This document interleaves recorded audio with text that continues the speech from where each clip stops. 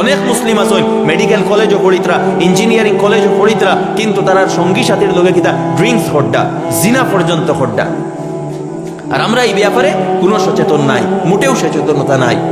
যার কারণে যুবকগুলোর উপরেও একটা দায়িত্ব হইল যে নিজের ফ্রেন্ড সার্কল খারা এখান বড় বুঝি শুনি নিজে সিলেক্ট করতায়। আউরি মানুষরে বন্ধু বানাইও না, কোনো আউরি মানুষরে বন্ধু বানাইও না। নতুবাই বন্ধু, আমার বাংলা ভাষায় প্রবাদ আছে, সৎ সঙ্গে স্বর্গবাস, অসৎ সঙ্গে সর্বনাশ। বাখওয়া ওই সঙ্গ দোষে লুহা বাসে। আমরা যে যুবক যারা এরা ভুল পথে যাইন কোন কারণে? এক কারণ হইল আমরা মা বাবা বা উলামা একরাম বা এরকম কোনো সিস্টেম নাই যেখান থেকে তারা এই যৌবনকালের নলেজ পাইতা। তারা এই নলেজ অর্জন করেন তারার ক্লাসমেটস এর কাছ থেকে, তারার যে সঙ্গী সাথী এর কাছ থেকে।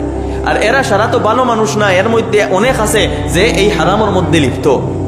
তখন তারা কিতা করে এইভাবে তশকিল করিয়া বুঝাইয়া, অনেক এমন ছেলে আছে যে হারাম রিলেশনশিপও যাইতো না, কিন্তু এই সঙ্গ দোষের কারণে সেও হারাম রিলেশনশিপও যায়। অনেক মেয়েও কল আছে ভালো ফ্যামিলির, তারাও হারাম রিলেশনশিপও যাইতো না, কিন্তু এই সঙ্গী সাথীগুলোর কারণে হারাম রিলেশনশিপের মধ্যে যায়।